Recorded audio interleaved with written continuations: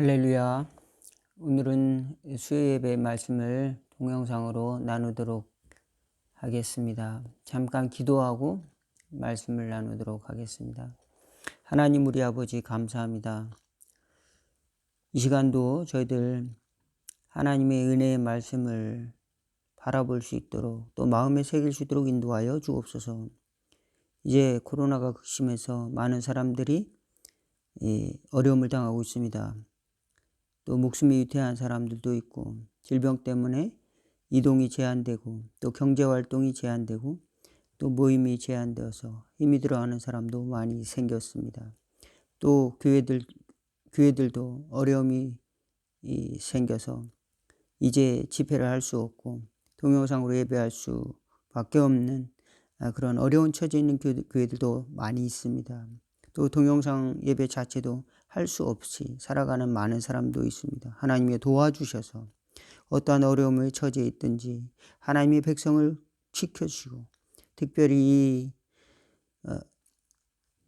전염병의 재앙 가운데서 하나님이 구원을 보여주시기를 원합니다. 그래서 하나님이 살아계시고 또 하나님이 다스리시며 또 구원하심을 아는 지혜를 얻는 귀한 계기가 될 수 있도록 도와주시옵시고 또 하나님의 은혜로 구원을 받았으며 또 하나님의 사랑으로 살아가야 하는 삶의 방법들을 또 다시 회복할 수 있는 은혜가 있어지도록 도와주옵소서. 이와 같은 극심한 어려움의 계기로 죄악을 그치며 또 하나님을 알고 또 하나님을 두려워하며 또 이웃을 사랑하며 하나님의 사랑을 실천하며 살아갈 수 있는 귀한 계기로 삼을 수 있도록 또한 도와주시고 어려움에 처한 많은 이웃들 또 성도들을 주님이 따뜻한 손으로 잡아주시고 그들의 영혼을 보호하여 주시고 또 구원하여 주시고 손잡아 주옵소서. 예수님의 이름으로 기도하옵나이다. 아멘. 오늘의 함께 은혜 나누실 말씀은 베드로전서 3장 13절부터 22절 말씀입니다. 제가 잠깐 봉독해 올리겠습니다. 베드로전서 3장 13절에서 22절 말씀입니다. 또 너희가 열심으로 선을 행하면 누가 너희를 해하리요. 그러나 그를 의를 위하여 고난을 받으면 복이 있는 자니 그들이 두려워하는 것을 두려워하지 말며 근심하지 말고 너희 마음에 그리스도를 주로 삼아 거룩하게 하고 너희 속에 있는 소망에 관한 이유를 묻는 자에게는 대답할 것을 항상 준비하되 온유와 두려움으로 하고 선한 양심을 가지라. 이는 그리스도 안에 있는 너희의 선행을 욕하는 자들로 그 비방하는 일에 부끄러움을 당하게 하려 함이라. 선을 행함으로 고난을 받는 것이 하나님의 일일진데 악을 행함으로 고난을 받는 것보다 나으니라. 그리스도께서도 단번에 죄를 위하여 죽으사 의인으로서 불의한 자를 대신하셨으니 이는 우리를 하나님 앞에서 앞으로 인도하려 하심이라. 육체로는 죽임을 당하시고 영으로는 살리심을 받으셨으니 그가 또한 영으로 가서 옥에 있는 영들에게 선포하시니라. 그들은 전에 노아의 날 방주를 준비할 동안 하나님이 오래 참고 기다리실 때에 복종하지 아니하던 자들이라. 방주에서 물로 말미암아 구원을 얻은 자가 몇 명뿐이니 겨우 8명이라. 물은 예수 그리스도께서 부활하심으로 말미암아 이제 너희를 구원하는 편이 곧 세례라. 이는 육체의 더러운 것을 제하여 버림이 아니요 하나님을 향한 선한 양심의 간구니라. 그는 하늘에 오르사 하나님 우편에 계시니 천사들과 권세들과 능력들이 그에게 복종하느니라. 아멘. 오늘 베드로전서의 내용을 보면 선한 양심을 가지라. 하나님이 우리에게 주신 선한 양심을 가지고 핍박을 받을지라도 또는 어려움을 당할지라도 그것이 오히려 하나님께 상이 되고 그것이 도리어 하나님을 나타낼 수 있는 그런 계기가 된다라고 말씀을 하고 있습니다. 깨끗한 양심을 갖는 것. 이것은 복음을 가진 모든 사람에게 기본적으로 가져야 되는 태도입니다. 율법을 갖거나 또 율법이 없는 자들, 이방인들도 공통적으로 다 통용되는 것은 양심입니다.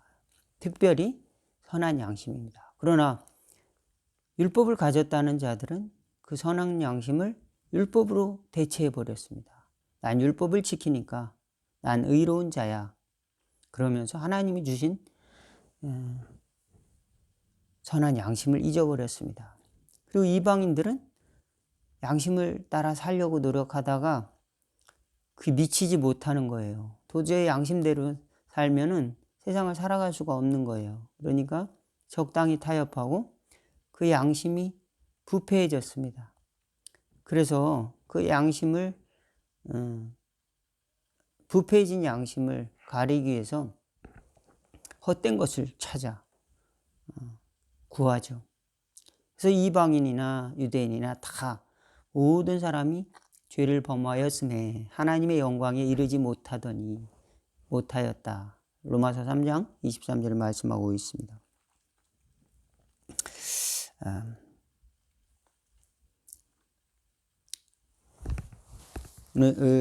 그 초대교인들은 복음을 어떻게 이해했을까요? 구원을 어떻게 이해했을까요? 야, 나는 구원받았다. 초대교인들은 메시아가 온 것 자체가 구원입니다. 다윗의 자손 예수, 메시아, 그러니까 구원자가 왔다. 구원자가 이 세상에 왔다 하는 것 자체가 복음이었습니다. 또한 그의 삶이 복음이었습니다. 그의 삶이 나를 구원해 주는 곧 복음이었습니다. 또 하나는 그의 죽으심도, 그의 죽으심 또한 그들에게 복음이었습니다. 그리고 하나님이 그를 다시 살리신 것도 복음이었고, 또 그가 살면서 삶과 증거하심, 복음을 전하신 것도 복음이었고, 또 그분이 주신 성령, 그분이 기도함으로 하나님께서 너희에게 성령을 보내주실 것이다. 그리고 성령을 하나님으로부터 부어주신 것, 이것 또한 초대 교인들은 그 자체가 복음이었습니다. 오늘날은 성도들은 무엇이 복음일까요? 무엇이 나를 구원할 구원일까요? 그저 이제 예수님이 죽었다는 것 자체가 나에게 구원일까요? 많은 사람들은 예수님이 죽었다는 자체, 그것이 나하고 무슨 상관이지? 예수님이 부활했다는 것과 나와 무슨 상관이지? 내 육신의 가족도 아니고 또 먼 이방인이고, 예수님은 우리가 볼 땐 이방인이잖아요. 예수님이 볼 땐, 유대인들이 볼 땐 우리가 이방인이지만, 또 그분이 주셨다고는 성령, 근데 그분이 주셨는지 또 누가 주셨는지 어쨌든 어떤 신비적인 경험을 했다면 그것이 과연 나에게 구원일까라고 하는 의심을 가질 수가 있죠. 그죠? 과연 나에게 구원일까? 정말 구원일까? 이 복음 찬송에 보면은 내가 주를 처음 만난 날, 그런 찬송이 있지 않습니까? 정녕 그분이 내 형제 구원했나? 나의 영혼도 구원하려나? 의심 많은 도마처럼 나는 물었네. 내가 주를 처음 만난 날. 주님을 처음 만난 것은 낯선 경험입니다. 그렇습니다. 낯선 경험이지만 과연 구원을 받았을까? 라고 하는 물음을 던지는 것이죠. 그것은 나쁜 것은 아닙니다. 정확하게, 클리어하게 자기에게 납득하게끔 자기 스스로 설명을 하는 것이죠. 그런데 그것은 성경을 통해서, 또 하나님이 우리에게 준 은혜를 통해서 우리가 그리스도께서 이렇게 죽으심으로 부활하시고 또 나는 그를 믿음으로 그 은혜를 주서 믿어지게 되는구나. 또 믿음이 나에게 온 것이구나. 그리고 내가 성령을 통해서 회개 회개에 대한 확신을, 또 회개에서 새 사람 다시 태어난 중생에 대한 확신을 얻게 되었구나. 회개를 통해서 중생을 하고 또 하나님 은혜를 경험함으로 구원의 확신, 하나님의 자녀되고 하나님의 자녀됐다는 확신, 또 죄사함과 자녀됨, 또 거룩해짐, 또 천국에 대한 확신, 이런 것들을 가질 수가 있게 되는 거예요. 용서에 대한 확신. 그러나 사람들은 그 구원을 다른 것으로 대체하려고 하고, 또 예수 믿는 사람들의 구원에 대해서 의심을 하죠. 야, 너는 신앙생활하면서 어떻게 그럴 수 있니? 너는 어떻게 그렇게 살아가니? 너는 구원을 받았니? 너는 구원을 받았다고 하면서 그렇게 살아가는 이유는 뭐니? 이렇게 이야기했을 때 우리는 율법적인 방법으로 이렇게 살아야 당연한 거 아니야? 너는 왜 이렇게 안 사니? 너는 죄인이야. 이런 율법적인 태도를 갖지 말고 오늘 베드로전서에 보니까 선한 양심을 준비하라라고 하는 겁니다. 우리의 믿음의 태도는 선한 양심이지 논리적인 어떤 설득, 그것으로 우리가 믿지 않는 자들의 비방에 대해서 대처할 힘을 갖는 것이 아니라고 하는 겁니다. 우리의 힘은 주님이 주신 선한 양심을 지키는 것이다 라고 하는 것이 베드로 사도가 말씀하신 가르침입니다. 그렇습니다. 선한 양심은 하나님이 우리에게 주신 금보다도 귀한 믿음을 우리가 그래서 구원을 받는 그 믿음을 간접적으로 나타낼 수 있는 그 증거가 되는 것입니다. 그래서 이런 양심을 갖고 있으면 그 비방하는 그 비방을 등이 이길 수 있는 변호가 된다라고 하는 것입니다. 왜? 각자는 양심의 씨앗이 있기 때문에 그럴 수도 있겠구나 이해를 할 수가 있다는 겁니다. 그렇지만 어떤 사람은 믿지 않는 사람들과 또 믿는 사람들 사이에서도 자꾸 내가 옳은가 또 여기에 대해서 싸우게 되죠. 싸우는 경우도 종종 있죠. 때로는 이권 때문에 싸우게 되고 때로는 자존심 때문에 싸우게 되고 여러 가지 이유 때문에 싸우게 되는데 세상에서는 문제의 잘잘못을 따지기 위해서 이제 이런 것 때문에 내가 문제가 있습니다. 그러면 고소하게 되고 또 기소를 하게 되고 검사가 또 판사가 판단을 하게 되죠. 문제가 있기 때문에 피해를 줬기 때문에 무슨 어떤 고소 사건이 생기기도 하고 하는데 우리는 최후의 법정에서 하나님이 가려주실 분이 있다라고 하는 것에 대해서 우리는 믿어야 되는 겁니다. 그리고 우리가 할 수 있는 것은 판단을 정지하는 겁니다. 판단을 아직 보류하는 겁니다. 판단을 아직 보류하고 우리가 하나님 앞에서 부름받은 회개의 열매를 맺는 것, 거기에 우리가 관심을 가져야 됩니다. 그렇지 않으면 어떤 병에 걸리냐면은 우리가 왜 내가 하나님의 자녀인데 왜 내가 축복을 받아야 마땅한 하나님의 귀한 축복의 자녀인데 왜 이런 억울한 일을 당해야 돼? 하나님이 내 편이야? 네 편이야? 하나님이 판단해 주셔야 돼요. 이렇게 하나님에게 마저 협박을 하기도 하는 것이죠. 욥은 이 세상 사람들이 경험하는 많은 경험보다도 더 고통스러운 경험을 당했습니다. 자녀들과 가족들을 다 잃어버렸습니다. 부요했던 재산을 다 뺏겨버렸습니다. 또 심각한 몸의 질병을 안게 되었습니다. 이유를 알 수 없습니다. 전혀 이유를 알 수 없습니다. 그래서 욥은 하나님께 내가 이제 육신이 죽고 나면 하나님과 대면해서 내가 따져보겠다. 이러한 태도로 자기들을 찾아와서 이제 신방한 친구들에게 이야기를 하는 겁니다. 너희들이 의롭다고 하지만 다 친구를 매매할 위로자들, 거짓 위로자들이구나. 내가 하나님과 대면해서 이야기했으면 좋겠는데 왼쪽으로 가도 없고 오른쪽으로 가도 없고 또 옆에 계시지만 만날 수가 없구나. 그러니까 나중에 세 사람들이 이야기를 하는, 이제 어떤 친구들은 사람이 하나님 앞에서 무슨 의롭겠느냐, 벌레인 사람이며 구더기인 인생이랴, 하나님 앞에는 달이라도 명랑하지 못하다, 또 이렇게 설명하는 친구도 있었고, 마지막에서는 그런 거 다 너희는 나를 죄인이라고 벌레로 여기느냐 하고 욥은 더 낙심을 하죠. 그리고 또 욥이 이제 탄식을 합니다. 차라리 나지 아니하였으면, 뭐 이런 식으로 욥의 항변이 계속 지속되다가 나중에 엘리후라고 하는 사람이 이제 나이가 가장 어린데 세 사람이 이야기한 다음 엘리후라는 사람이 그 이야기를 가름합니다. 욥이 계속 의롭다고 하니까 욥에 대해서 이렇게 이제 이야기하죠.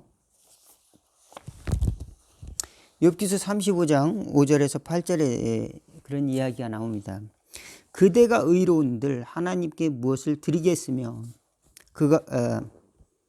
그가 그대의 손에서 무엇을 받으시겠느냐. 그대의 악은 그대와 같은 사람에게나 있는 것이요 그대의 공의는 어떤 인생에게도 있느니라. 그렇습니다. 엘리후는 인간이 주장할 수 있는 공의라고 하는, 의라고 하는 것은 하나님의 의에 비하면은 바다의 해변의 모래알 같이 작은 것일 수밖에 없다라고 하는 겁니다. 그것을 가지고 하나님 앞에서 자랑할 수 있겠느냐라고 욥에게 말하고 있는 것이고, 그 의마저 모든 사람에게 있는 것이다. 예, 어떤 사람은 나는 율법을 안다라고 하지만 똑같은 잣대로 이방인들은 다른 잣대로 율법을 이야기할 수 있다라고 하는 것입니다. 그렇습니다. 우리는 어떤 처지에서 다른 사람을 비판할 수 있지만 반대로 그 사람은 그와 같은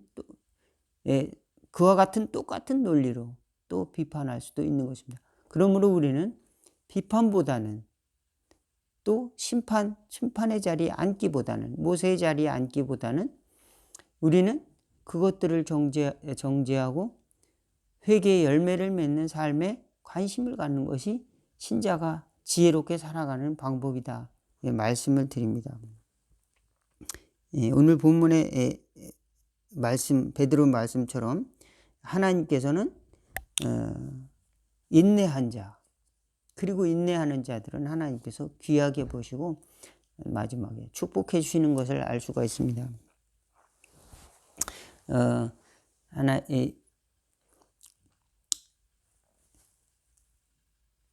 마키 우마꽃이라고 하는 사람이 오늘 하나의 칼럼을 썼는데요. 성경에 보니까 아내들이요 남편들에게 복종하라 이런 말 있잖아요. 그래서 기도를 했대요. 내 아내가 이 말씀을 잘 읽고 또 읽어서 묵상을 많이 하고 또 실천하고 변화되기를 해주세요. 이 말씀을 꼭 실천하게 해주세요. 남편들에게 꼭 복종하게 해주세요. 예, 그럼 얼마나 좋겠습니까마는 그렇게 해도 기도를 해도 응답이 없더란 겁니다. 그래서 다시 계속 기도했는데 내 기도가 잘못됐다는 걸 알았답니다. 나는 누군가를 변화시키기 위해서 부름을 받은 것이 아니라 그리스도의 증인으로서 부름을 받았다라고 하는 겁니다. 그래서 때로는 내 의가 내가 하나님의 자녀지, 나는 누군가를 구원해야지 라고 하는 사명감, 또 라고 하는 이제 의가 내가 무엇을 함으로 행위로 말미암아서 또 내 의가 되는 그런 그 마음의 욕망을 가지고 있습니다. 내가 이것을 했으니까 나는 의로운 사람이야. 그런데 왜 당신은 그렇게 하지 못해? 라고 하는 마음을 또 갖게 되는 것이죠.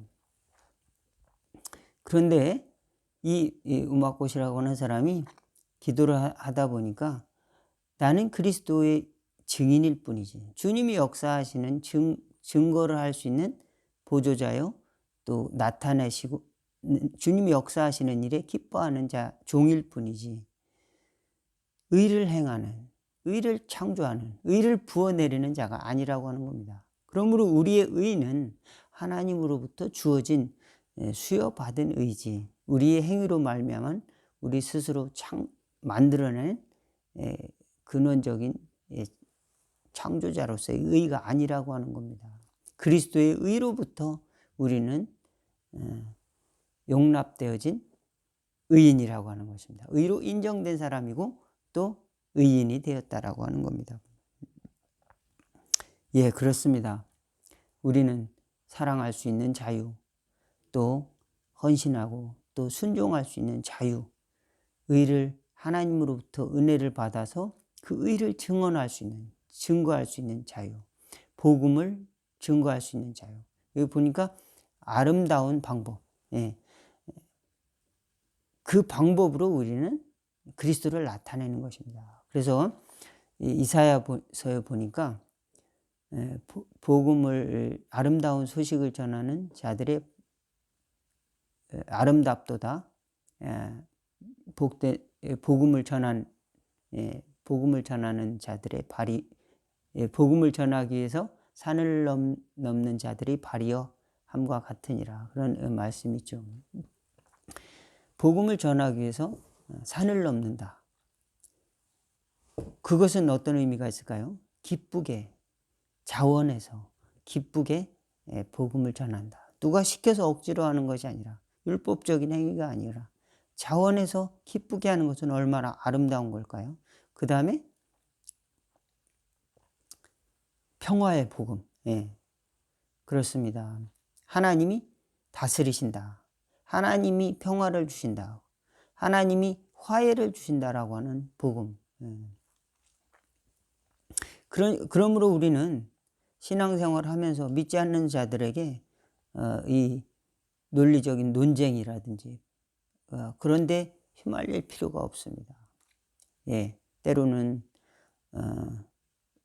어떤 목적에 의해서 핍박을 당한다 할지라도 선한 양심을 갖는 것이 우선이라고 하는 것입니다. 그 다음에 평화의 복음을 가지고 있는 것, 그 다음에 그것을 실천할 때 산을 넘는다는 것은 무엇입니까? 내 몸을 가지고 헌신한다는 것입니다. 얼마나 또 자발적으로 아름다운 일이라고 하는 것입니다. 아름다운 방법으로 또 평화의 복음을 가지고 살아가는 것, 이것이 우리 믿는 자들의 태도가 아닌가, 이렇게 말씀을 드리겠습니다. 그렇습니다.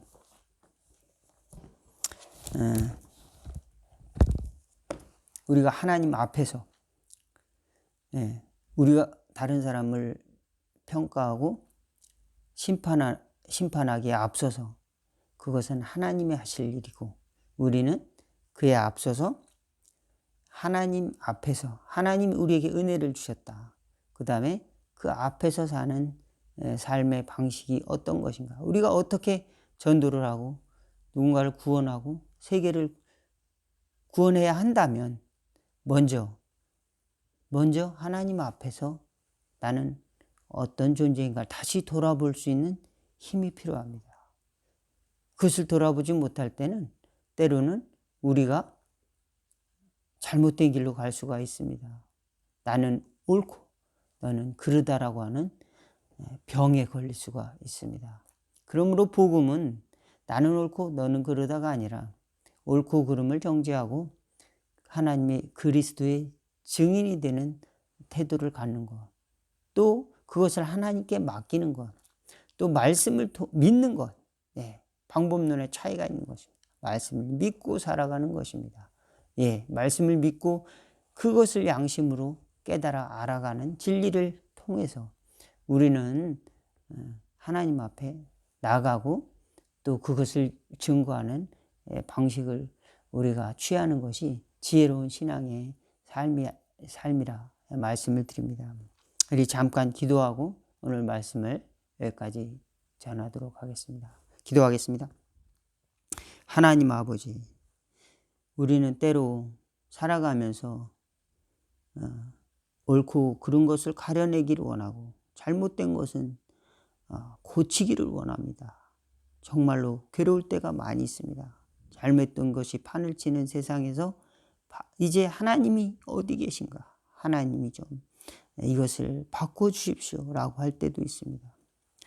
그리고 우리 자신이 잘못을 견디지 못해서 괴로워할 때도 많이 있습니다.